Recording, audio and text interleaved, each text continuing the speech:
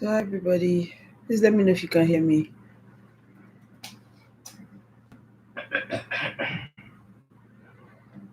Please let me know if you can hear me.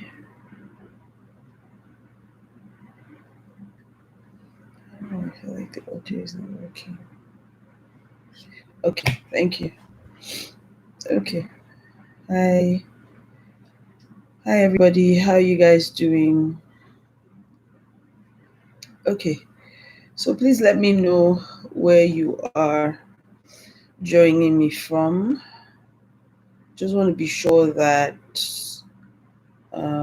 my Kyle ladies in diaspora are also here as well. Also, please let me know where you're joining from. So a few people, but I mean, even if we can't, okay. So yeah, our UK rep is here. Dosa, good to see you, Dosa. Hi, Kelly. Italy, England, London, UK, Newcastle, Finland. Oh, doctor's office in Toronto. Are you working there or you are visiting a doctor? Oh, hi, Chilo, as our US rep. Canada, London, Ghana, Canada. I don't know Nigerians here. Is anyone joining me from Nigeria? Let me be sure that my Nigerian family got their emails. Is there anybody joining from Nigeria? Hey, Sister Mo. This is our Kayo Mama. Oh, hi, Blessing. Yeah, good to see you guys.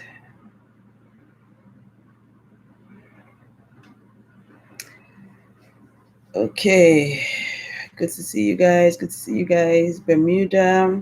It's good. Good. Okay. Okay. After Sheila. Okay, guys. I'll get into it. Today's been kind of for me. Honestly, I'm here by the grace of God. I'm good. Okay.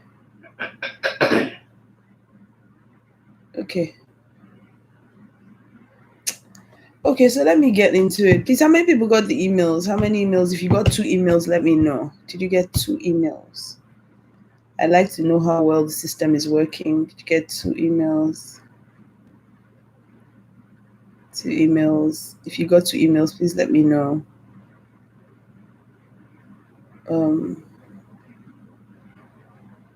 1 email. Really?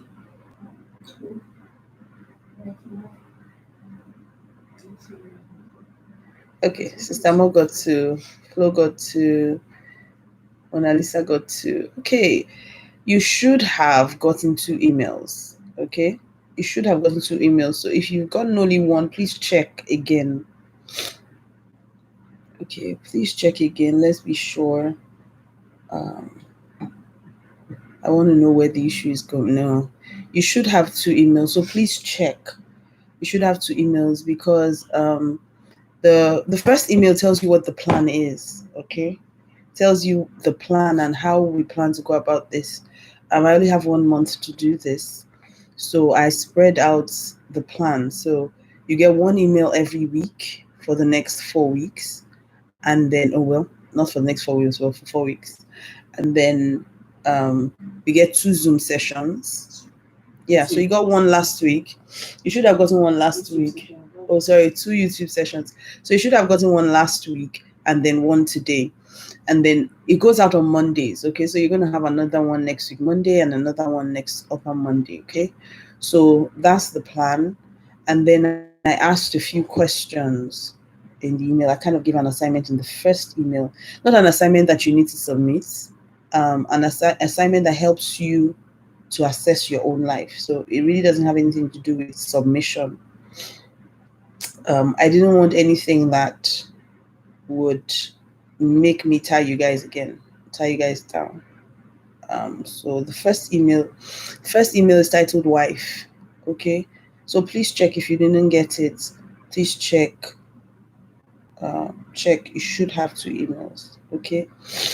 So, but for those who didn't get it, the plan is that we're going to have 2 YouTube sessions. And they're going to be private sessions, right? They're private sessions, right? So a link is sent out, which is why the emails are important. And these sessions will hold today and on the 27th of December, 8 p.m. my time. Okay. The one you got today, yes, the first one is wife. The one you got today, oh, it was posted in the WhatsApp group. Okay. So for some of you who are in a WhatsApp group, I think it was posted in the WhatsApp group. For those who are not in the WhatsApp group, check your emails. Okay, so that's how we plan to do it. Okay, so the idea behind wife really is to get you to ask yourself some questions. Why did you get married? Why are you a wife?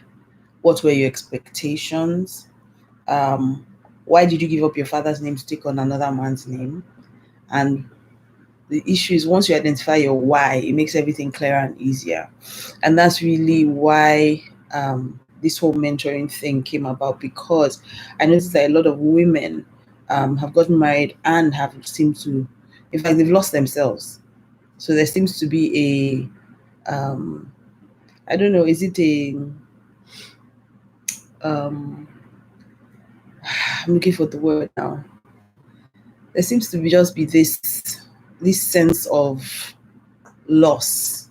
Like, it just seems like being married is now a burden, which ordinarily shouldn't be. Okay. So that's why I came about the whole mentoring thing, because I think that there are things we need to talk about, and possibly things that people don't really talk about. So I'm hoping that I'll be able to address some of them. I'll share a few things. Like, what I want to talk about today is the martyr trap.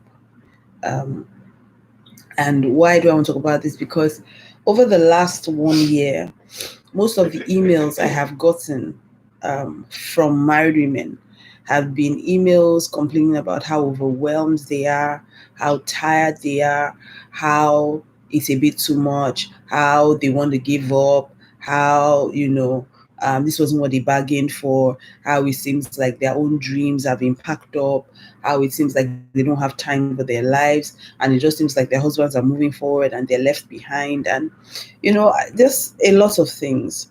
And so I realized that it is something that happens to a lot of women. Okay. They start out wanting to be perfect. We get married, we want to take care of everyone. And to be honest, it's a noble idea and it's a good way to start out your life. You make sacrifices, you put things on hold. Maybe you were in uni when you got married, or you just got a job and then you get pregnant, and then you find it out you can't cope with the pregnancy and the children. And then, of course, if there's anybody who's going to let go of their job, it will be you, not your husband, most times. I found women who maybe they were, battling with infertility, for instance. One of the things they would do is they would literally shut down their lives to chase that own dream of having a baby. And the man just continues his life as if he has no hand in it. When you give it, if you don't give it, So I found that a lot of women now get to a place where they become bitter. Not only have they become bitter, they've lost a sense of identity. Like, you see them, tired all the time. They're sad. They're confused. Some of them are even new wives. They've not even been married for so long. A lot of them are new wives, and they send me mails and say, I don't know what to do.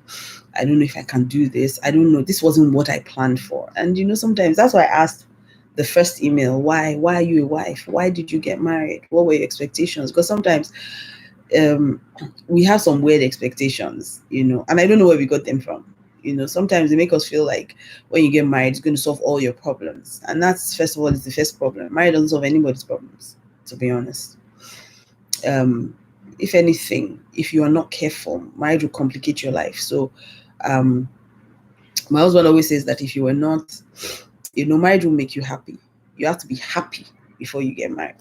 Because if you get married thinking it will make you happy, you're going to end up being miserable. So I'm not saying that marriage is not good. Marriage is great. I've been married for 16 years. And to be honest, the greater part of the 16 years has been like boyfriend and girlfriend for me. It hasn't really been like marriage. At some point, my husband asked me one day that, are you sure we're doing it right? So, are you sure we're doing it right? Because the way everybody's complaining about this thing, why is it not hard for us? I said, I don't know. But, I'm not saying that we've not had our challenges. We've had quite a few of them, both external and internal. We've been through quite a lot, and somehow God has brought us through it. But if anything, it has made us stronger. I've never had the feeling of, I can't do this anymore. I can't go on anymore. No. Yeah, of course, there are times when you just feel tired, but that doesn't mean that you want to give up on your marriage or anything. So too many people are tired because, number one, they have the wrong expectations. Okay, that's the first thing. Too many people are tired because they have the wrong expectations. They planned that marriage would be a cure-all, it would be a solve-all, it would be a settle me for life. It's never really like that. You get into marriage and realize that it's just more work. I always tell people, marriage is not a reward, it's an assignment. Marriage takes you to it stretches you. It stretches your character. It stretches your maturity level. In fact, the Bible says that it requires a certain level of grace and aptitude. So there's a certain level of know-how and maturity and grace that is required of in marriage. And if you don't have it, you struggle in marriage. If you're not mature, you struggle in marriage. If you think that everything that happens, you need to speak up, you struggle in marriage. If you think that every time you feel a certain way, you should just say your mind and just, you'll struggle in marriage. If you think that you should sulk instead of talking, you will struggle in marriage. Okay. So there are a couple of things that I think cause people to become bitter. I know these days, like I said, it's becoming scary for me because in the past, women would be like 20 years, 18 years, and then they say, I'm tired. But now people are 2 months in marriage and they're already exhausted. And I'm wondering, as my mother would say, no journey where they go, carry water, because the journey is still far. Marriage is not a I do till I don't. No, marriage is a I do till death do us part. So God's when you're getting married, God's plan for you is that you're entering covenant with this person, and it's only death that can end the covenant. So I find that too many women are exhausted, and I'm bringing this up this season because we're going into the Christmas season, and usually Christmas season is very exhausting for married women, especially if they have kids, or you're expected to be a mom, a wife, a girlfriend, an auntie, everything all in one, a cook, a chef, a Santa Claus, everything. You're expected to be everything. So it can really be overwhelming. And what can happen, especially if you're married to a man who is not, number one, domesticated, number two, not emotional or emotionally available, number three, who's not sensitive, number four, if you're married to a man who can't even be bothered, he feels like you are here to solve all my problems and I'm just here to be cool and be a great dad, So it can be very difficult. And I know a lot of women complain when it's the holiday season. That's when they enter, when we should be enjoying the season, we now become bitter. We begin to question ourselves. And like I said, we start out wanting to serve. And that's the right thing to do, right? It's the right way to be as a wife and as a mother, especially as a Christian wife and mother. Your heart should be to serve, okay? That's a good way to start out. Now, the challenge is, after a while, you suddenly feel less like a servant, less like, having a heart of service, and then you become a bit resentful. you start to feel like a slave. You start to feel like I'm the one doing everything for everyone. You start to feel almost like the elder brother of the prodigal son. Like, I've been here since, I'm doing everything. Nobody ever tells me thank you. Nobody ever notices. They just assume, and you're here, mommy, mommy, mommy, all day. Or you're hearing, honey, sweetheart, I feel like eating this. I feel like doing this, honey. Please get that. It's just a lot. Especially if you also don't live in Nigeria where you can get help. If you live outside the country where you have to do everything yourself, it can be overwhelming and totally exhausting. So, we usually will enter into self-pity or become resentful, and then we move from being servants like we should be. And when I mean servants, I mean that in the sense of having a heart of service, like God requires us to actually begin to feel like slaves or like martyrs. Now, if you find yourself in that place and you feel like resentment is beginning to build, or you're feeling self-pity, like, why must I always be the one to do this? Why must nobody else be doing anything? This is overwhelming. My husband doesn't notice. And you just start to sulk, start to feel sorry for yourself, start to feel bad. I gave a few tips in the email, and I want to emphasize them again and see if we can talk about practical ways to help you to manage this season and to manage your emotions. Okay. So the first thing, and I said I try to make them easy so that they're things you can remember. So I said I put them in ABCDs. So the first one is to assess the situation. Okay. Now, the issue is, I know that you're tired in this season, or you feel tired, or if you do, maybe you don't feel tired already, maybe in the holiday season you start to feel tired, or you're just feeling tired in the marriage, you just feel used. You just feel, I'm doing everything. This man is just not changing. This man is not just being helpful. This man is just, you need to ask yourself whether you are tired, like physically exhausted, or you are weary. And you see, there's a difference. And for a long time, I didn't know this. I think I just found this out in 2018 or something, or was it 2018 or 2027? I remember that one day I was just sitting there, and then the Lord said to me, because I was feeling exhausted, I would go to sleep and wake up, and I would even be more tired. I don't know if anybody else has ever experienced that, where you sleep, you feel you're tired, and then you go to sleep, and then you wake up, you're even more tired than before you went to bed. And it just didn't seem right. Like, it just felt like something was off, And then the Lord said to me one day, he said, if you're tired, close your eyes. But if you're weary, open your eyes. And I didn't understand it at first. It took me a while to, sometimes when God just gives you something that just sounds cute, but you don't fully understand it. It sounds cute, so you're like, oh, that's really good on social media.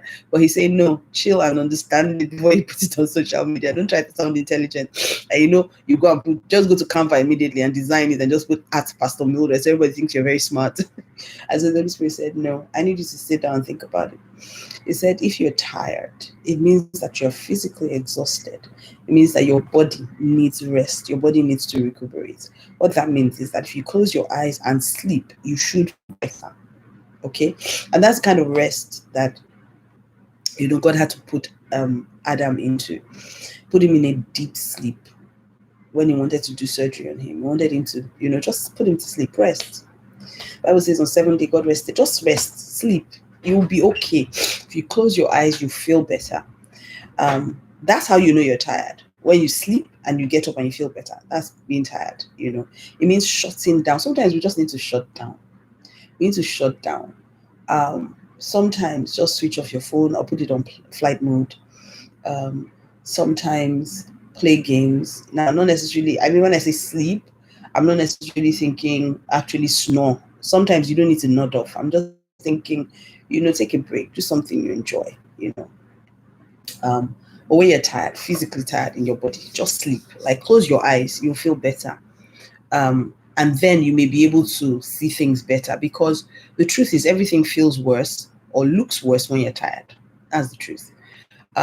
If you're tired, you'll be amazed that not being able to zip up your skirt can make you cry. I don't know if anybody's ever felt that. Like, when you're really physically tired, people are talking to you and you don't even get, do you understand? You're not understanding what anybody's saying. Nothing is going in, At those times, I would say just sleep. A lot of women are guilty of not sleeping. Sometimes, even though our eyes are closed, our minds are still working. I know a lot of women who, even though their eyes are closed and they're sleeping, they've gone Christmas shopping in their heads, they've wrapped gifts, they've planned meals, they visited parents, they've like literally their mind is running. Even when they should be sleeping, the mind is still running. So when you feel tired, my suggestion is please sleep. They say the volume is gone. Is that true? Can you hear me now? So when you feel tired, my suggestion is please sleep. Okay, let's go ahead. Okay, so please sleep. Find time to sleep. Shut everyone out. Either go to bed early or go to bed or stay in late. Whatever you do, find some time to sleep, because everything looks better and easier after you've had a good night rest. I'm telling you that for a fact. Sometimes we'll underestimate what sleep can do. I know that for a long time, and I'm now the preacher of rest. But a couple of years ago, I was one of the people who would disobey that Sabbath law so badly. Like every time, Blessing says she can't hear. A couple of years ago, I was one of it's not me. Disobey that Sabbath law. Please check your device. Check your device. Type it, because if they can't hear me, then that means they can't hear me. Please check your device.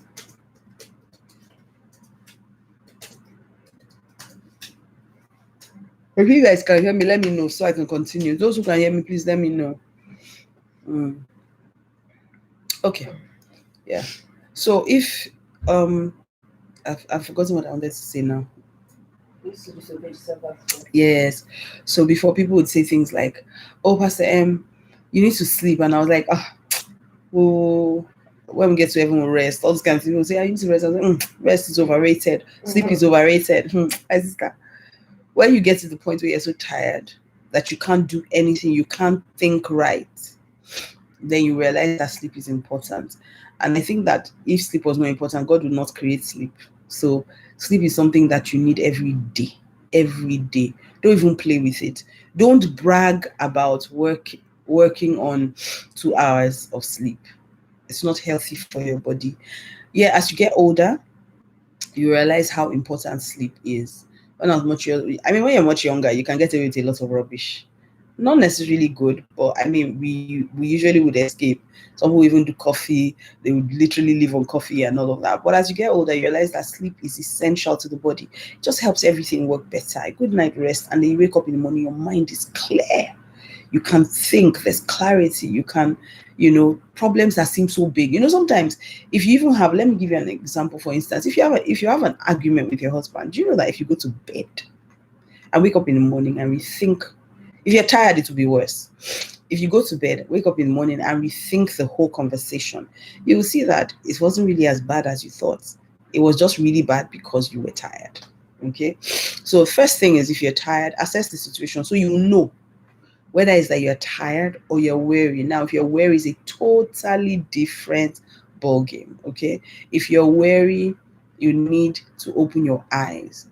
I literally say wake up, because what that means is that you need, for lack of a better word, revival. You need to be revived.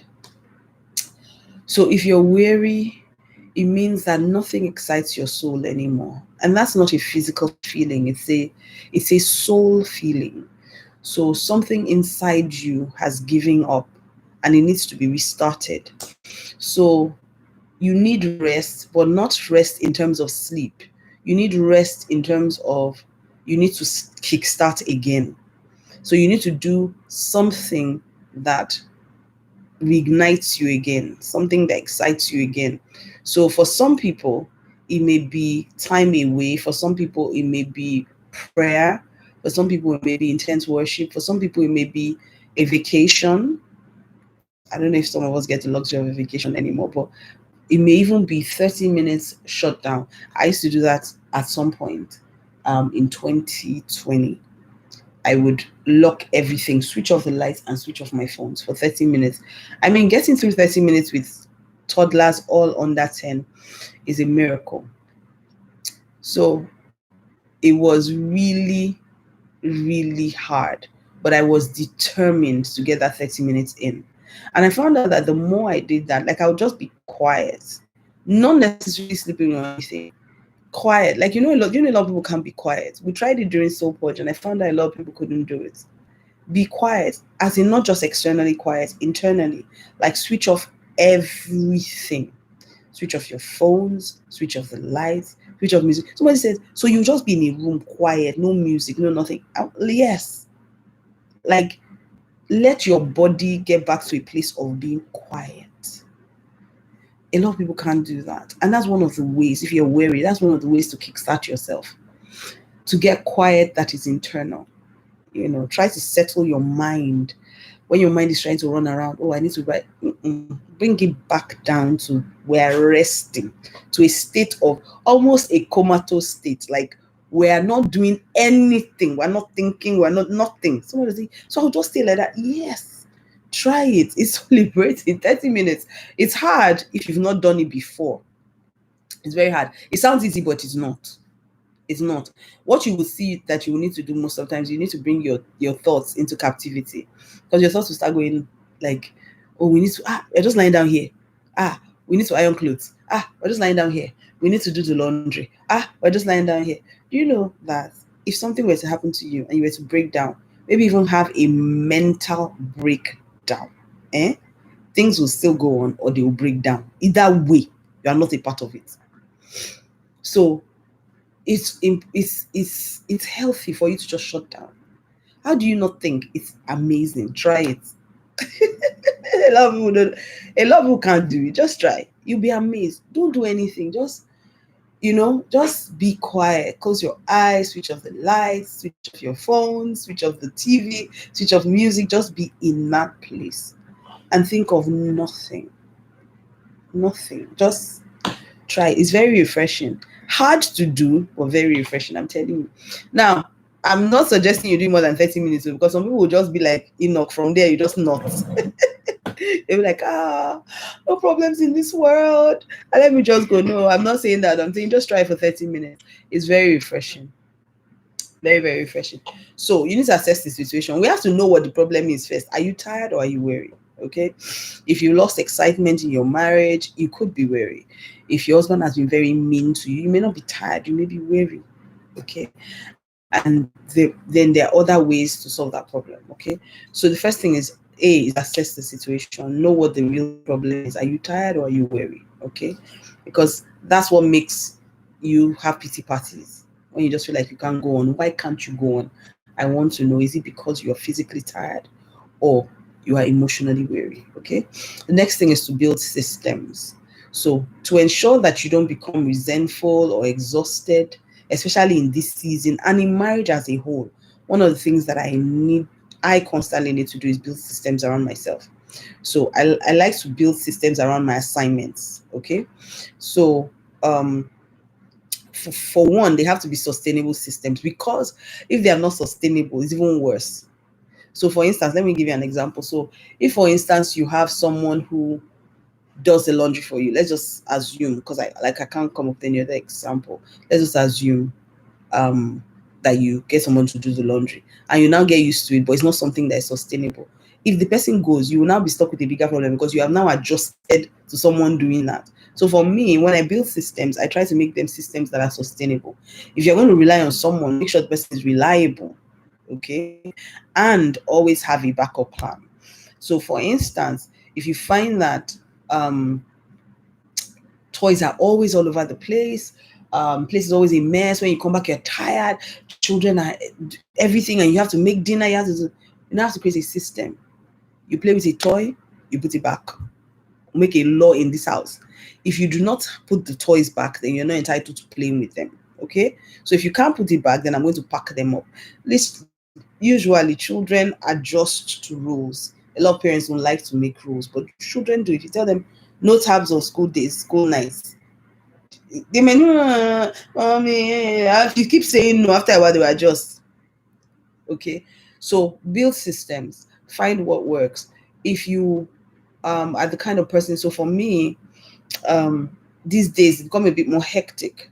But I kind of built a system around food a couple of years ago, because I found out that Pastor K, even though he didn't really want me to always be in the kitchen, but he has a way of saying, if somebody brings food, maybe someone in my house makes a meal, maybe we come back from work late or something, I can't cook, and someone makes a meal, and I'll be like, it's nice, well, I really like to eat your food. Those kind of, they're dropping it for you small. They don't want you to feel bad that you did not make the food, but if you had made the food, those kind of talk. So, and I found out that what worked for me is I'll just pick weekends and cook everything I can cook and pack it up. And then we just start making rice and this. So I created a system around myself that made it easy for me not to be exhausted. Yes, the kids on that too. Now, if you live in Nigeria, it may be a bit easier. But if you live outside the country, you have to try to find a system that works as well.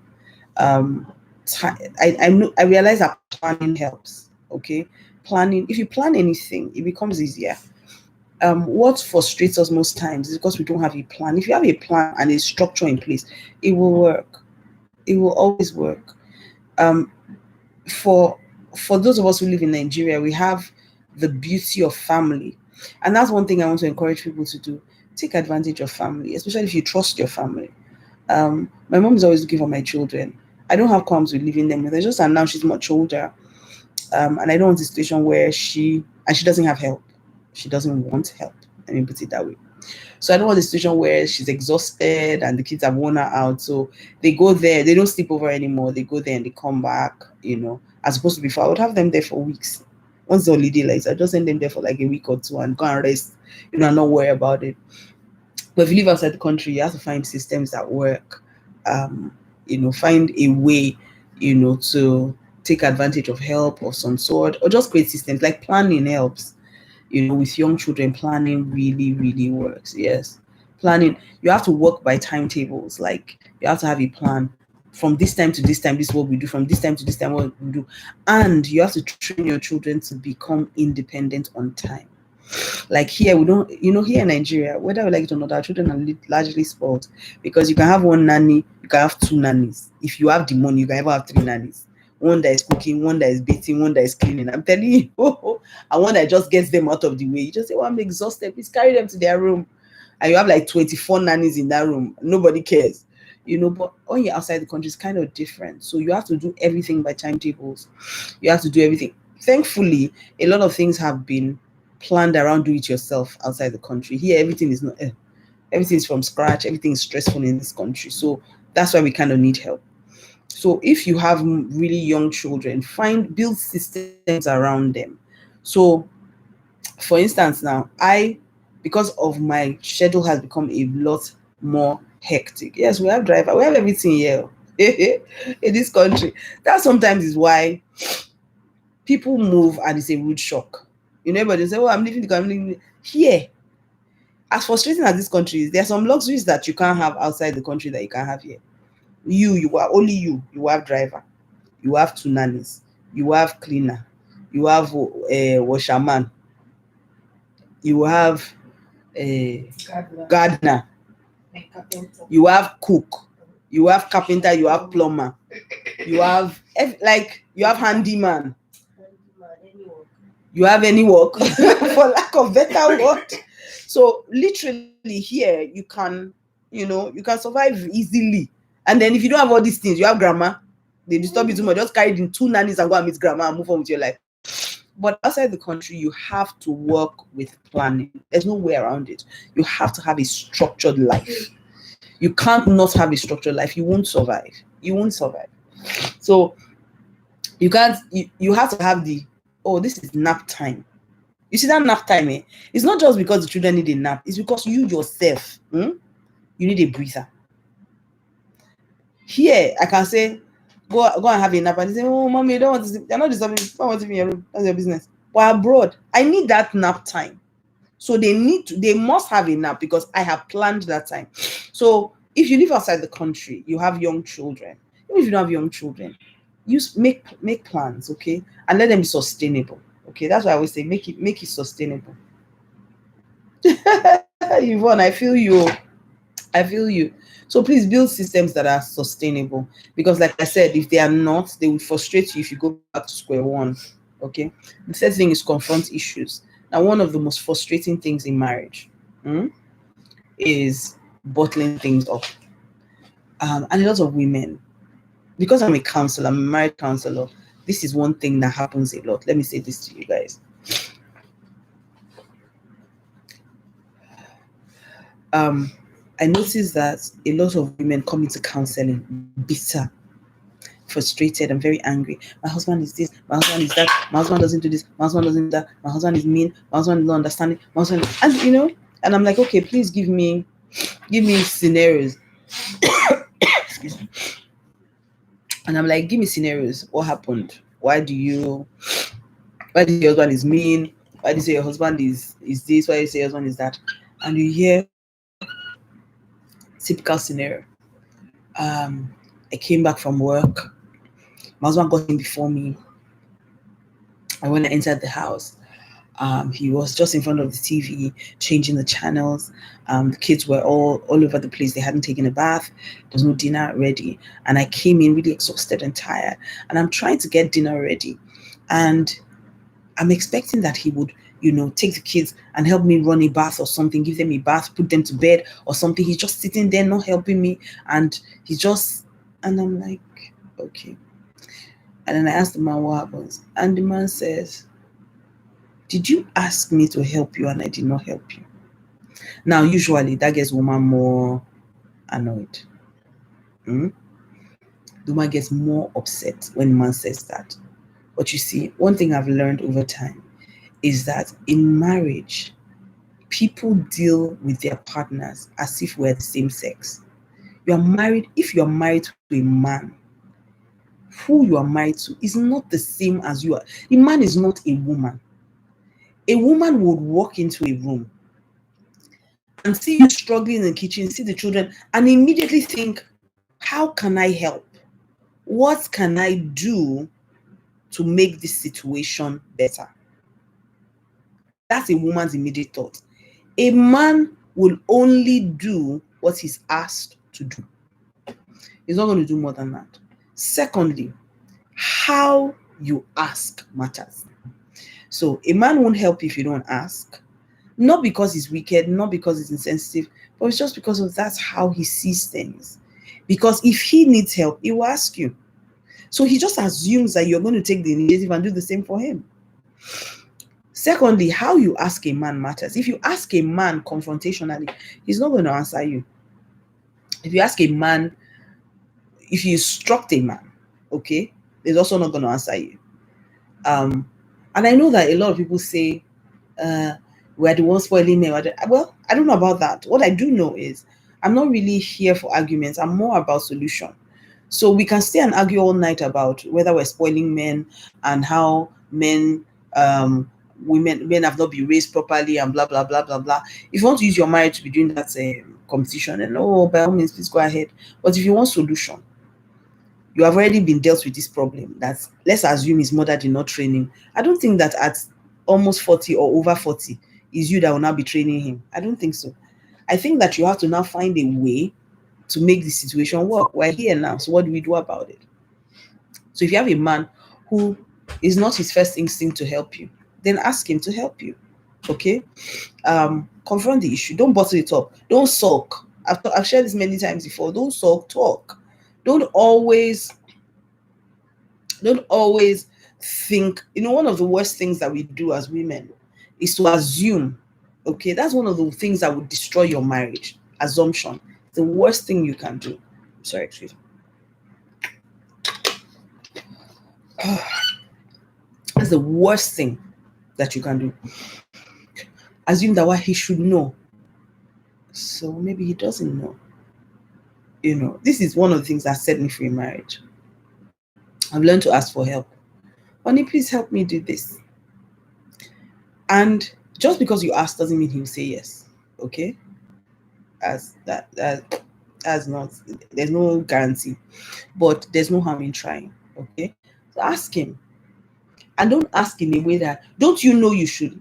Why? Why are we fighting when there's no fight yet? Just say, honey, please help me do this. Okay, I'll give you a clear example.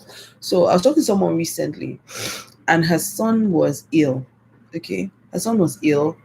Was running fever, so she was crying, and she was trying to calm him down. At the same time, she was trying to call for hospitals, you know. And then her husband was sitting beside her and he was watching TV. And she was so upset that he was watching TV and she was calming her baby down and calling. Okay. And he wasn't doing anything to help her. And so she was really upset about it. And then she didn't say anything. She kept it in her mind and all that. And then I said to her, you know that you could have approached this thing in two ways. You could have said, giving him the phone, that, honey, please pause your game for 1 second. Like, don't even get into, but it's our child. It's not our child. Is it our... See, forget argument. The issue is, do you want to solve problems or do you want to argue? You know, you can win the argument and lose the marriage. You know, sometimes people miss. For me, I'm very focused. I've had people who are trusting God for children. Okay. And every time it's ovulation season, they start quarreling with their spouse. And I keep telling them, I don't understand the logic of that thing. You see this quarrel, anytime we bring quarrel, we are ovulating. We can't quarrel, sir. You don't understand. When I'm ovulating, we can't quarrel. Let me finish collecting what I want to collect. It's not you that wants something, it's not you that wants baby. Let me collect what I want to collect, then we can now have this conversation later. But I found too many people lose focus because of emotions. When it comes to things like this, you need to be a bit logical, just a bit. What do you want? I'm all about solution. What do you want? If you want a baby, then you can't quarrel during ovulation. Let him be right. One of the things I've learned is that if you prostrate for a lame man to say I'm sorry, when you stand up, you still be taller than him. So it doesn't take anything from you to apologize for that time. Oh, honey, sorry, I won't happen again. Shall do your dude and carry your baby and be going. Simple. So I said to her, there's no need. It's not his baby. Shouldn't he know? Okay, he doesn't know. Maybe he has forgotten it's his baby. Do you want solution? Do you want help? So you just go to him, honey, please pause your this thing for a minute. Thank God they can now pause TV. Pause your this thing for a minute, please. I'm begging you. Take this phone. Please let me call hospital. I need to calm this baby. Just carry the baby and walk away. Come back in a few minutes. Honey, please, have you helped me? Did you get through? Hey, thank you. And see, forget all this. We are the ones spoiling them. It's already spoiled. It's not you that is spoiling him. It's already spoiled. But you have to learn how to manage the situation now that we're here. So that was her number one option. Or she could have put the baby in his lap. Honey, please help me hold him. Use one hand to be watching your TV. Let me make this call. You now carry the call and make your call. So many times, women are too fixated on the wrong things. We're too busy quarreling. Who does he think he is? Why should he talk to me like that? Why should he? He never listens. Well, do you know sometimes the way we even act around our husbands? I was thinking about this recently. The Holy Spirit was teaching me something about conversations and communication, and he was saying to me that it's important that you understand that not all conversations should be had at that time. Okay, so when you want to do something, you should ask yourself, should this be said now, and should it be said at all? When God told me that thing, set me free. So a lot of times when I want to say something to my husband, I think about it in the light of those two things now. Should this thing be said at all? If not, then let it go. And if it shouldn't be said, if it should be said, should it be said now? Then the second thing he taught me about conversations is you must be careful about conversations you have with your husband and conversations you have about your husband. They are two different things. What you say to your husband, how you have conversations with your husband. When you open your mouth, does he see his mom or does he see his wife? Does he see his mom or does he see his girlfriend? Does he see his teacher, his mean teacher in school? Because a lot of times we want to train our husbands, and I've shared this over and over again. How many years ago God taught me that? Train your children, love your husband. The assignment is you love your husband and train your children. Don't do it the other way around. Too many of us want to train our husbands and love our children. So the things that our husbands do, that we're correcting them on, our children do it and we let them get away with it. When it should be the other way around. So you're complaining, he's too scattered. How can a grown man not be able to keep his clothes anywhere? You be shouting, what is all this now? Am I doing it? Can't you see I'm tired? I'm cleaning. You are dirtying. And you're a grown-ass man. I don't want to. You curse, you swear, you do all kinds of things. On top of that, he threw clothes on the floor. Meanwhile, your son will do the same thing. Oh, Junior, why would you do that? Mommy doesn't like it. Don't be a naughty boy. All kinds of nonsense. Meanwhile, it is that one you should shout at. I say, would you pick it up and don't do that again? Nobody's your slave in this house. When you drop something on the floor, you pick it up. That's what you should do. But you will say that, oh, mommy loves you. Nonsense too. Meanwhile, your husband, who you should help, you are shouting at him. So I know that a lot of times people make it about husband versus wife. Listen, it's never husband versus wife. It's always husband and wife together against the enemy. And I've said that over and over again. So the important thing is to know whether, if there's an issue, then confront it. Ask, speak up. Don't keep it inside your mind. Don't keep it in your chest. You will die. Too many women have high blood pressure. Too many women are resentful because things they could have just addressed. Now, I'm not saying fight, but if there's an issue, talk about it. Bring it up. Honey, this thing happened the other day. I don't like it. Hold people accountable for their actions. Okay, if your husband does something you don't like, bring it up in a nice way and let him know that, oh, this thing I would have preferred you to do this, or when you did this is how it made me feel. And he says, oh, you just say, okay, no problem. I just wanted you to know. We don't even have to discuss it now. It's okay. And he says, oh, look at me, you haven't talking to me. Okay, sorry, I'm sorry. But you have dropped it. Do you understand? You have dropped it. Sometimes quarrel is unnecessary. You see this fight in marriage, I don't have it. You know why? Because I don't have power. I tell people, I'm too lazy to fight. It's not that we can't fight, we're too lazy to fight. When there's something I'm telling him doesn't like, I'll tell him sorry, I'll retrace my steps. It's not compulsory for you to keep going. Just because you started the conversation doesn't mean you must end the conversation. Just say sorry and move on. If you like your peace of mind, you will not quarrel too much. So if you need help, ask. If you don't understand something, ask. Don't assume. Don't expect them to know what to do. Just ask. If somebody does something you don't like, bring it up. Don't suppress it. Don't sulk. Don't keep it in your mind. Address it. Then the last thing, don't forget yourself. Okay, so that's your D. Okay, so A is assess the situation. B is build systems around yourself so you're not exhausted consistently. C is confront issues, whatever is happening, bring it up, talk about it. Don't pile it in your mind. And D, because I'll soon round up. D is don't forget yourself. Now I know that we're in the season of, and as a wife, you want to help everybody, you want to help your children, you want to do everything, but the truth is, you need to remember yourself. You're important. Before you got married, you had dreams, you had goals, you had plans. What makes anybody resentful is that they feel like they've given so much and no one else is giving back to them.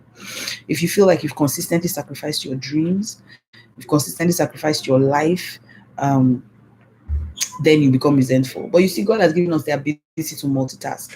So if you feel, please let it go. Hey, baby, come quickly. What does it want? Okay. So if you feel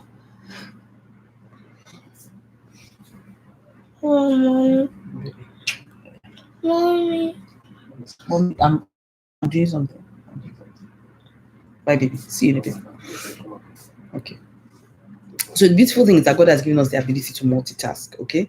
So God has given us the ability to help everyone, but also not to neglect ourselves. So if you're helping your husband with his dreams, you have your own dreams as well. You can make them work. So don't forget about yourself. Don't put yourself on the back burner and then start complaining. Because the funny thing is, if you ever bring it up with your husband that, I see, after everything I've done for you, the funny thing is going to say is, who asked you to do those things?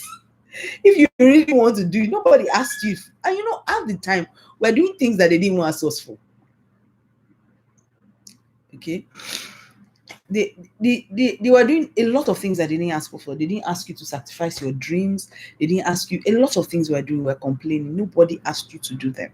So if you are doing them, then you have to be gracious about doing it. You can't keep bringing it up and rubbing it in the person's face. So I would always say, please don't forget about yourself. You must point to yourself, because you can't pour from an empty cup. And nobody's going to look out for you. So you have to look out for yourself. So even if there are things that you feel you want to do for yourself, I think you should find a way to squeeze them in there. Okay, if you want to lose weight, find gym time for yourself and make it mommy time. Okay, find me time. If you want to go back to school, find a way. The thing is, just find a system that will make you work. That's why I said build systems, because that's important. You can't say, oh, I'm going to think about myself and then everything will collapse. You have to find a way to multitask and work it all in somehow. So, long and short of this, and what I ended the email was the moral of the story is be a servant and not a martyr. So, in other words, be someone who has a heart of service. Don't be a slave. Don't be a martyr. One day, I think it was in 2018, the Lord said to me, you know the problem with being a martyr? I said, no. He said, the problem with being a martyr is that they die. So this, you're carrying everybody and all the world's problems on your shoulder. You would die. And I welcome you home. But the truth of the matter is that you won't have fulfilled everything I planned for you to do on earth. So I had to realize that, you know what? I can be a servant without being a martyr. And that's what I'm asking you to do. Because that's what makes you resentful. And in this season, this holiday season, maybe a good time to ask people for help. Hold people accountable. Get everybody on board. Get everyone their own assignments. Everybody can chip in. Everyone can do something. Even if they can't do anything. If it's a toddler, if you bring toys on the floor, auntie, pick your toys up. If you can't cook rice, you can at least pick your toy that you put on the floor. Okay? Everybody must be a part of chipping in. Okay? I hope this helps you guys. I'm going to send emails out again next week. With something else that I hope will be a blessing to you. Like I said, we're only doing 2 Zoom sessions this month. I'm also working on something that will kick off next year. It's called Wife 101. It's a 6-week course on everything that makes you wife. So everything from spiritual to the physical to domestic to, just name it. It's a big deal. So I'll let you guys know about that as time goes on. So if you have any questions, if you can quickly run that so that I have just a few minutes to go. 7 minutes actually. Let me see if I can run any questions quickly, very quickly. I hope this really helped someone today, especially because of the season we're getting into. Okay. Someone says, what if the person is a perpetual offender? You don't want to hold on to the hurt, but the other party takes advantage of this, knowing you will always forgive. Forgiveness has nothing to do with the other person. Forgiveness also does not mean you're condoning what they do. Okay, I think you should still hold people accountable for what they do. Forgiveness is more for you. Forgiveness means you're not allowing what the person did control your own actions or control your life. So it has nothing to do with allowing the person to take advantage of you. Forgiveness is it's a whole series. It's something I'm probably going to take time and teach. But off the top of my head, I need to let you know that once you've forgiven someone, doesn't mean you should let them keep doing what they were doing to you. It's not the same thing. It has nothing. One has nothing to do with the other. Okay. Any questions, or should we just call it a night? Any questions? Any questions? Any questions? Is there your questions coming? I have just a few more minutes. A few more minutes, and I need to run. A few more minutes. Any more questions? Yeah, thank you, everybody. How do we buy your books in the UK? I've been looking for the one thing on Amazon, but it's not available. Ooh. One thing is actually supposed to be on Amazon. Do me a favor, and if you are on Instagram, send a message to LDM with PK, a DM. If not, go to ldmwithpk.org. Okay, you should be able to get it from there. How do you manage it when you're the only one trying to get the kids into the habit of doing jobs around the house and your husband does not let them do the jobs? You need to have this conversation with him and let him know how frustrating it is for you. But don't shout, don't quarrel. Find out what his plan is. Sometimes I ask my husband, okay, so what are you trying to achieve by not allowing them? Is there something? So then I ask that question. My husband looks at me weird. I'm like, is there some revelation you're working with when you're not allowing the children do this? It's like revelation. I say, I was trying to make them do this, but you said they shouldn't do it. So is there? They'll not be like, oh no, it's okay, because I think they should start doing it now so that they can learn it on time. So we have this kind of conversations, and I think one of the biggest problems people have in marriages is that they're not friends. If someone is your friend, you should be able to talk to them about anything. Okay. So I think you should have this conversation with your husband so he knows that it's a problem for you. And then direct this question to him. Why don't you allow them to do anything around the house? Is it because they don't do it well? Even if they don't do it well, they have to start doing it so they can. I mean, you'll be shocked at the reason why. It may just be that they're wasting my time. So I can't really tell you the answer to that question because I don't know what's going on in your husband's mind. So one of the things we must learn to do is talk to our spouses. So please talk to your husband and find out why. What's the revelation behind what he's doing? Okay, so the WhatsApp group is not for everyone. In fact, the WhatsApp group is not even going to last long. It was just for us to be able to pass information. But now that I have emails, we're going to send your emails out, and that's it. How does one balance family, ministry, career, and marriage so gracefully? With the grace of God. You got the answer in the last word, gracefully. It comes from the grace of God. It comes from prioritizing, knowing what's important, knowing what's urgent. Yeah, so Magbo, so you see his answer is that they don't do it well. So then you need to have that conversation with him that even though they don't do it well, we have to keep them doing it so they can learn. So have the conversation, okay? Like I said, I'm sure that I knew that men don't like double work. So for you have to just insist that they do it, even if they don't do it well. So you will correct them so that eventually they will know how to do it. So grace, okay? So ask God for grace, prioritize people.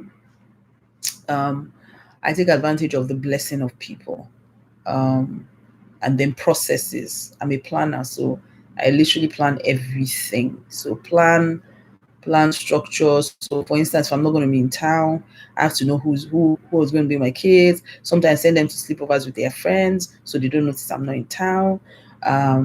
If there's something that needs to be done in school, literally I run everything by calendars. I live my life by calendars. So, and then people, of course, so having an amazing PA like Chisom consistently, she's saying you have this at this time or you have that at this time, and sometimes people just chip in to help. My sister is around. I'll say, oh please, could you stay with the kids for me this weekend? I need to be out of town.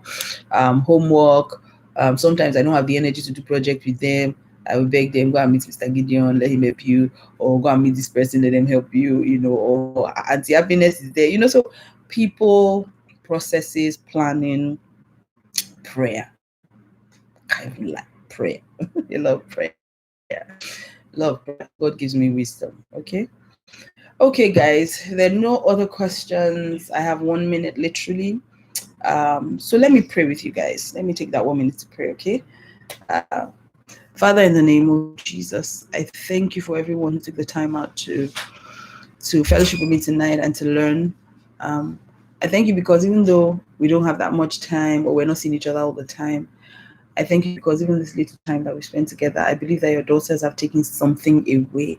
I pray that even the things that I was not able to fully answer well, I pray that as they pray and spend time with you, begin to open it up to them and give them wisdom on how to manage their lives and handle the things they need to handle. I pray that you will continue to give us grace and strength to be the wives that we should be, and to remain good things in the hearts of our husbands' homes in the name of Jesus. I pray that in this season we will not be overwhelmed, we will not become weary, we will not tire out in the name of Jesus. We will retain our heart of service, our heart of love for our families in the name of Jesus. And we'll consistently understand that the assignment that we do it to the glory and the honor of your name. That is never about us, but about you and how we can bring you glory. Thank you, Heavenly Father. Until next time when we see, Lord, I ask that you watch over them. We release angels to guard them in the name of Jesus. Amen. Amen. You're blessed, everyone. God bless you. Thank you for spending time with me. Love you guys. Watch out for your emails on Monday. Okay. Bye, everyone. Good night.